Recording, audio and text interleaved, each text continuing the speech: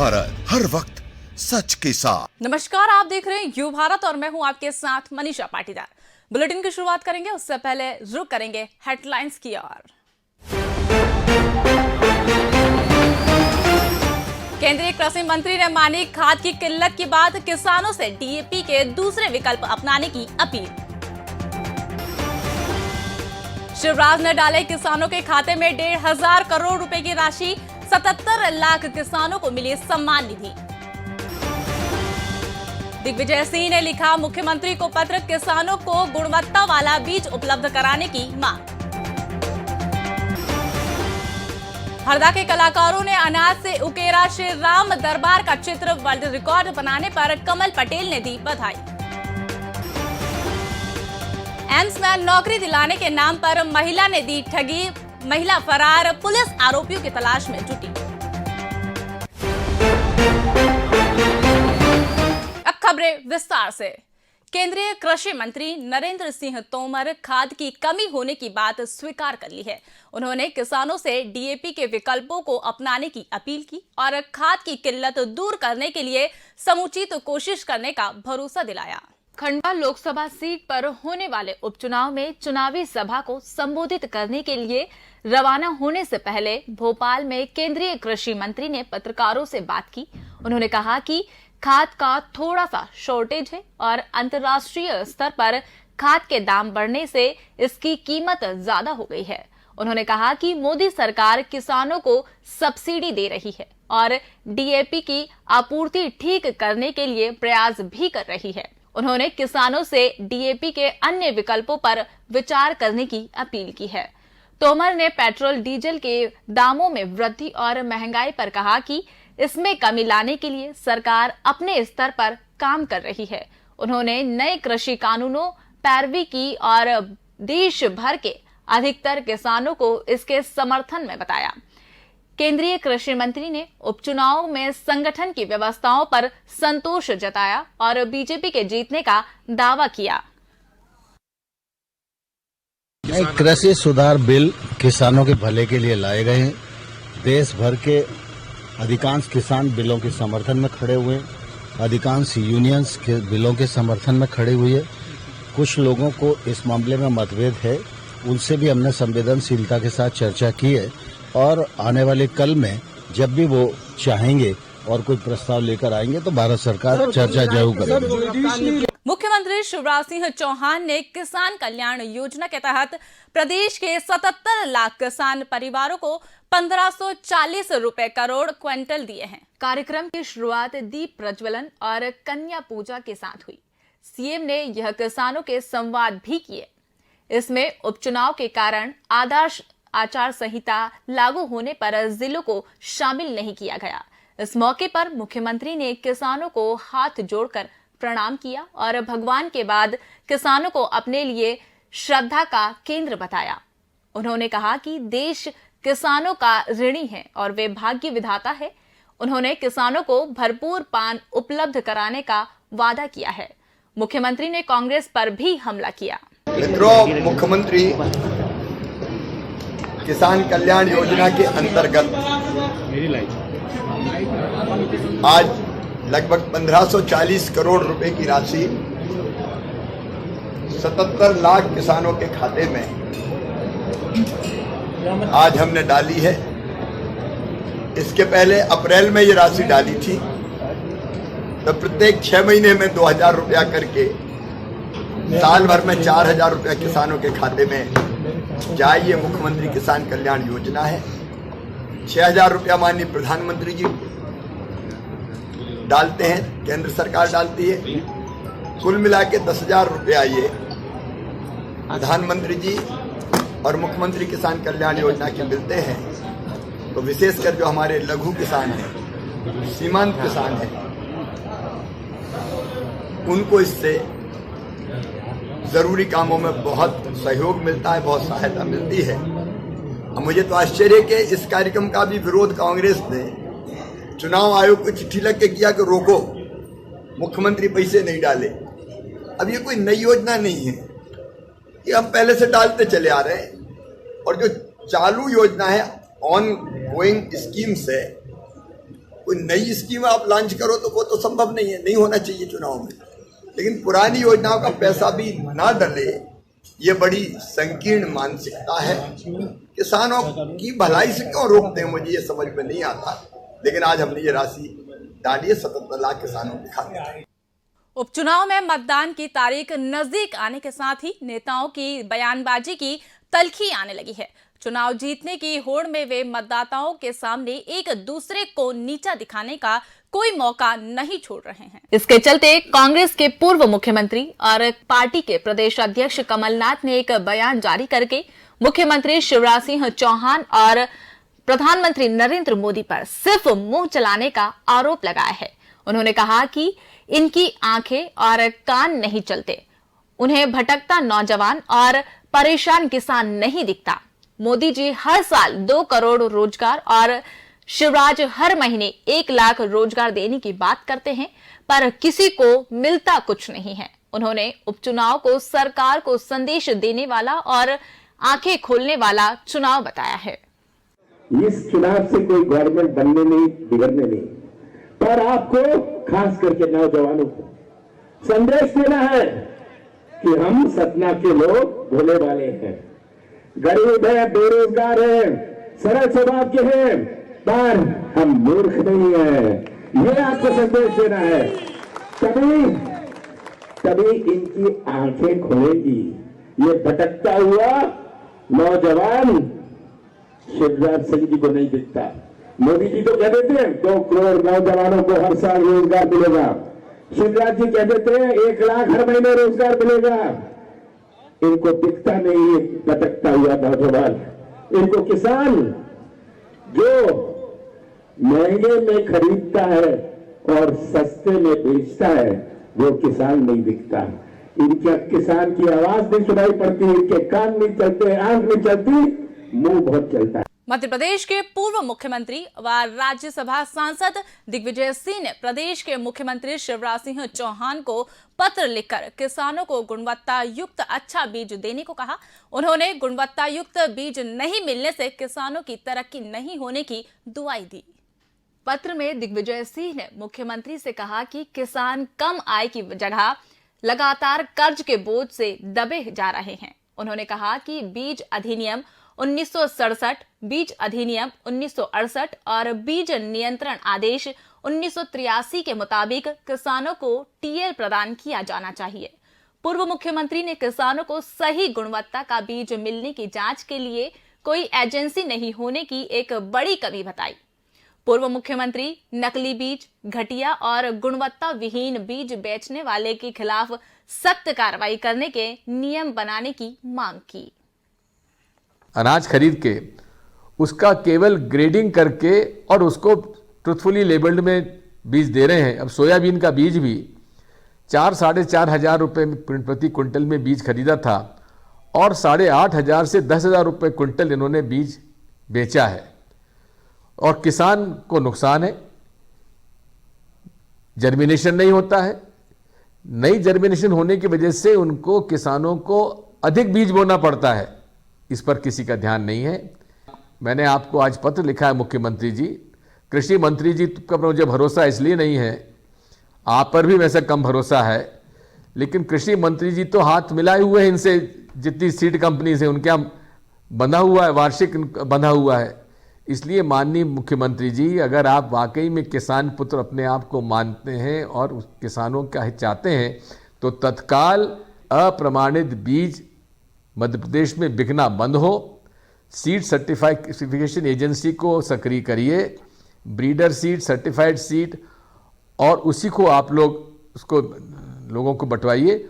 और certified seed के बाद ट्रुथफुली लेबल्ड होता है, उसका भी सीड सर्टिफिकेशन एजेंसी के माध्यम से किया जाए, ये मेरी आपसे प्रार्थना है। बहुत बहुत धन्यवाद। हरदा के 60 बेटे व बेटियों ने अनाज से करीब 11,000 वर्ग फीट का भगवान श्री राम का दरबार चित्र बनाया है।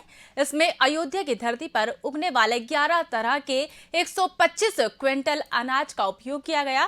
कृषि मंत्री कमल पटेल ने अपने गृह जिले के बच्चों को बधाई दी। अनोखे अंदाज में श्री राम दरबार का चित्र उकेर कर वर्ल्ड रिकॉर्ड बनाने वाले बच्चों की कृषि मंत्री ने सराहना की। उन्होंने कमल सेवा संस्थान के अध्यक्ष संदीप पटेल और कलाकार सतीश गुर्जर की टीम द्वारा हरदा का नाम विश्व मानचित्र पर रोशन करने पर खुशी जताई है। पटेल ने अयोध्या में भगवान श्री राम का भव्य मंदिर शीघ्र बनाने की प्रार्थना की। अयोध्या में भगवान श्री राम दरबार की कलाकृति हरदा के हमारे एक कलाकार भाई सतीश गुर्जर, संदीप पटेल, उनकी पूरी टीम, खिलता कमल सामाजिक सेवा संस्थान मध्य प्रदेश के तत्वाधान में ये बनाई जा रही है। अयोध्या में हरदा से 60 बेटे बेटियां हमारे युवक युवती वहाँ गए हैं और लगातार 3-4 दिन से इस कलाकृति बनाने में लगे हैं। ये अपने आप में एक अनूठी कलाकृति है जहाँ 125 कुंटल अनाज, 11 प्रकार का अनाज से 125 कुंटल अनाज से 10,800 स्क्वायर फीट में ये अयोध्या में एक स्कूल के ग्राउंड पर ये कलाकृति बनाई जा रही है हरदा के कलाकारों द्वारा। मैं उनके लिए शुभकामना देता हूँ, बधाई देता हूँ। और 8 वर्ल्ड रिकॉर्ड बनने जा रहे हैं इस कलाकृति का। आज तक दुनिया में अनाज से इतनी बड़ी 10,800 स्क्वायर फीट की कोई कलाकृति नहीं बनाई गई जो राम, लक्ष्मण, जानकी और हनुमान जी की बनाई जा रही है। मैं कलाकारों को बहुत बधाई देता हूं और संस्था के अध्यक्ष संदीप पटेल जी और पूरी टीम को बधाई देता हूं। और उन्होंने हरदा का नाम पूरे मध्य प्रदेश ही नहीं, देश ही नहीं, पूरे विश्व में गौरवान्वित किया है। और हमारे कलाकार जो कला दिखा रहे हैं ये विश्व स्तरीय है। इसके लिए बहुत बहुत बधाई और शुभकामना देता हूँ। वक्त हो चला एक छोटे से ब्रेक का, मिलते हैं ब्रेक के बाद।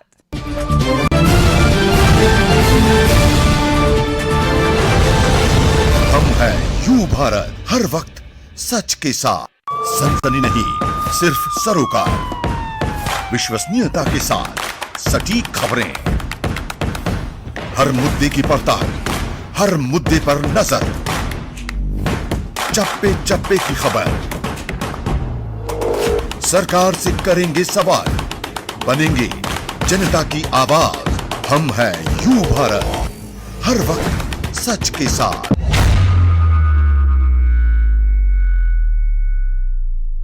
आवश्यकता है मध्य प्रदेश छत्तीसगढ़ राज्य के सभी जिला और विधानसभा मुख्यालयों पर संवाददाता प्रतिनिधि नियुक्त करना है। इच्छुक संपर्क करें। पत्रकारिता के क्षेत्र में कार्यरतों को प्राथमिकता दी जाएगी। संपर्क करें 8226001266 और 9425011755 और 8982046067। अधिक जानकारी के लिए आप हमारी वेबसाइट विजिट कर सकते हैं www.ubharattv.com और आप हमें ईमेल भी कर सकते हैं news@ubharattv.com।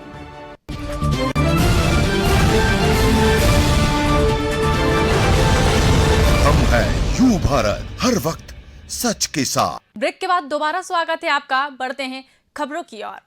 उपचुनाव को लेकर भारतीय जनता पार्टी युवा मोर्चा द्वारा बूथ जीतेगा बूथ और एक मतदान 20 नौजवान कार्यक्रम शुरू किया गया। इसके तहत उपचुनाव वाले इलाके में बूथ सम्मेलन आयोजित कर युवाओं को तैयार किया गया। कार्यक्रम के शुभारंभ पर मोर्चा के प्रदेश अध्यक्ष वैभव पवार ने कहा कि भाजपा के पक्ष में माहौल बनाने के लिए उपचुनाव वाले इलाके में 25 अक्टूबर से 3 दिन तक बूथ सम्मेलन किए जाएंगे। इस मौके पर बीजेपी के प्रदेश अध्यक्ष वीडी शर्मा ने कहा कि युवा मोर्चा ने इस चुनाव में बहुत महत्वपूर्ण भूमिका निभाई है और यूथ को जोड़ने का काम किया है। उन्होंने प्रदेश के 65,000 बूथों पर इस अभियान को चलाने को कहा। कार्यक्रम में बीजेपी चुनाव समिति के संयोजक भूपेंद्र सिंह उपस्थित थे। कार्यक्रम में स्नॉकर प्लेयर कमल चालवा, फिल्म आर्टिस्ट नाना भोपाली और अन्य युवाओं का शाल श्रीफल देकर सम्मान किया गया। युवा मोर्चा के द्वारा जारी पैम्पलेट भी कार्यक्रम में विमोचन किया गया। आज भारतीय जनता युवा मोर्चे ने मध्य प्रदेश के अंदर होने वाले उपचुनाव में एक मतदान 20 नौजवान के अभियान की लॉन्चिंग आज यहां पर हुई है, जिसमें युवा संवाद और युवा सम्मान, हर बूथ पर ऐसे नौजवान जो अलग अलग क्षेत्र में क्रिएटिव काम कर रहे हैं, इनोवेटिव काम कर रहे हैं, यूथ एंटरप्रेन्योर हैं, अलग अलग प्रकार से विधाओं में जो ऐसे नौजवान हैं, जैसे 4 नौजवानों को यहाँ सम्मानित किया है, ऐसे ही 3268 बूथों पर नौजवानों को सम्मानित करने का काम, उनसे संवाद करना और हर बूथ पर 20 नौजवान की टोली के साथ यूथ कनेक्ट का अभियान युवा मोर्चे ने आज लॉन्च किया है। और इन भोपाल स्थित Maulana Azad national institute of technology यानी मैनेजमेंट 18वां दीक्षांत समारोह कार्यक्रम आयोजित किया गया। ऑनलाइन मोड में दीक्षांत समारोह की शुरुआत dean academy doctor Arvind Mittal के स्वागत भाषण के दौरान हुई। दीक्षांत समारोह में 1447 छात्रों ने अपनी डिग्री प्राप्त की। इसमें 89 पीएचडी, 438 स्नातकोत्तर और 920 स्नातक डिग्री शामिल है। सभी स्वर्ण और रजत पद विजेता ने व्यक्तिगत रूप से अपनी डिग्री और पदक प्राप्त किए, जबकि अन्य को ऑनलाइन मोड के रूप में डिग्री दी गई। कंप्यूटर विज्ञान और इंजीनियरिंग विभाग के अक्षय कुमार मिश्रा को सभी स्नातक छात्रों के बीच 9.68 के उच्चतम जीजीए हासिल करने के लिए सबसे प्रतिष्ठित राष्ट्रपति स्वर्ण पदक से सम्मानित किया गया। इस अवसर पर मुख्य अतिथि के रूप में Rolta group of industries Mumbai के चेयरमैन और मैनिट के पूर्व छात्र कमल कुमार सिंह उपस्थित थे। अपने दीक्षांत भाषण में उन्होंने कहा कि दुनिया चौथी औद्योगिक क्रांति के दौरे से गुजर रही है। इसका नेतृत्व डिजिटल तकनीक कर रही है और नई प्रौद्योगिकियों से आने वाले समय में जीवन जीने का तरीका बदल जाएगा। मैनिट के पूर्व छात्र और पश्चिम मध्य रेलवे जबलपुर के महाप्रबंधक सुधीर कुमार गुप्ता और बोर्ड ऑफ गवर्नर्स के अध्यक्ष और मैनिट के निर्देशक डॉक्टर NS रघुवंशी ने भी समारोह को संबोधित किया। बैचलर्स ऑफ आर्किटेक्चर अपने आप में काफ़ी टफ सब्जेक्ट होता है because it's a 5 years of under graduate course. तो डेफिनेटली बहुत मेहनत करनी पड़ती है because it's a mix of theoretical knowledge as well as practical knowledge. तो टीचर्स का सपोर्ट और हम architects are basically known as all nighters, क्योंकि रात भर हमें काम करना पड़ता है, जगना पड़ता है, तो वर्कलोड इज टू मच। सुर, ताल और लयकारी की चहक महक के बीच टैगोर विश्वविद्यालय का मुकाकाश शनिवार शाम लोक रंगों से सरोबार हो उठा।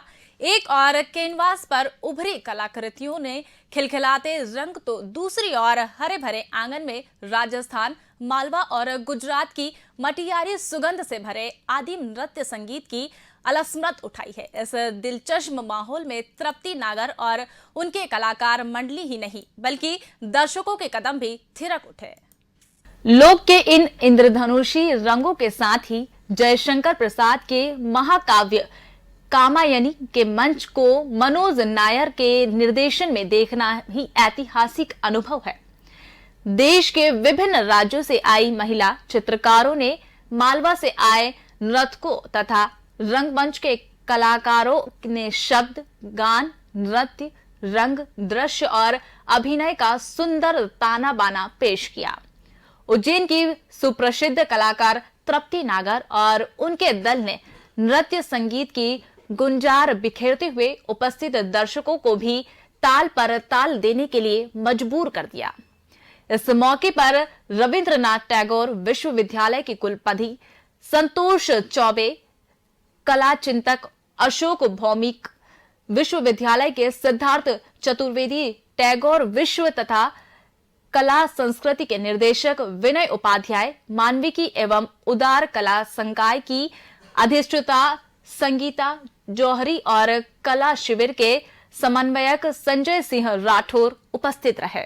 करवा चौथ व्रत की पूर्व संध्या पर फन मस्ती ग्रुप की महिलाओं ने राजस्थानी थीम पर प्री करवा चौथ सेलिब्रेशन का खूब धमाल उठाया है।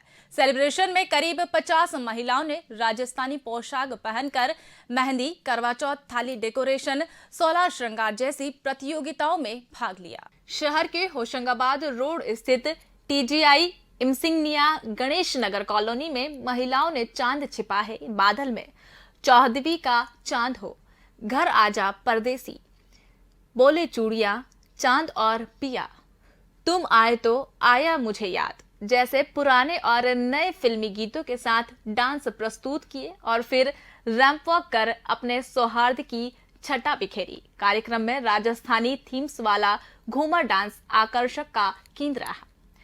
महिलाओं ने करवा चौथ थाली और छन्नी के साथ फोटो सेशन भी किया।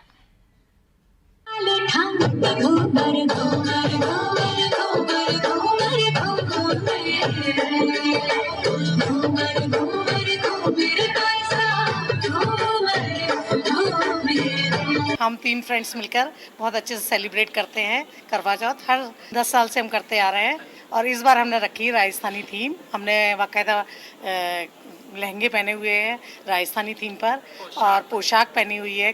किसी ने बंदेज पहना हुआ है, किसी ने लहरिया पहना हुआ है।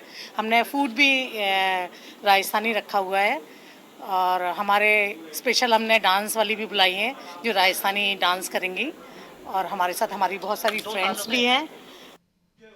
भोपाल के एम्स हॉस्पिटल में नौकरी दिलाने के नाम से ठगी का मामला सामने आया है। आरोपी महिला ने फरियादी महिला से 1,21,000 रुपए की धोखाधड़ी कर ली। बागसेवनिया पुलिस ने मामला दर्ज कर लिया और मामले की तलाश में जुट गई। पीड़ित की शिकायत के मुताबिक बागसेवनिया इलाके में एम्स हॉस्पिटल में नौकरी दिलाने के नाम पर विजय लक्ष्मी वंशकरा नामक महिला ने 1,21,000 रुपए लेकर ज्वाइनिंग लेटर दिया था। जब महिला ज्वाइनिंग लेटर लेकर एम्स पहुंची तो उसे बताया कि ये लेटर फर्जी है और एम्स में ऐसा कोई लेटर जारी नहीं किया गया। पुलिस ने बताया कि आरोपी महिला इससे पहले भी कई लोगों के साथ इसी तरह की ठगी कर चुकी है, जिसकी तलाश की जा रही है। ये मूलतः फोर्जरी है, जिसमें एक अटेंडेंट के रूप में कार्य करने वाली आउटसोर्सिंग महिला है विजय लक्ष्मी वंशकर।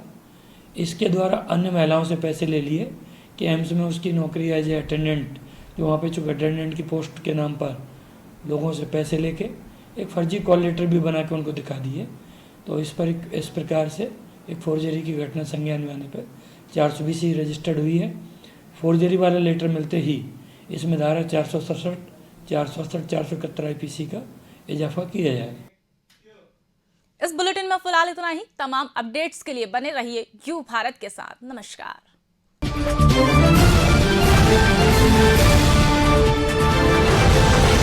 हम हैं यू भारत, हर वक्त सच के साथ।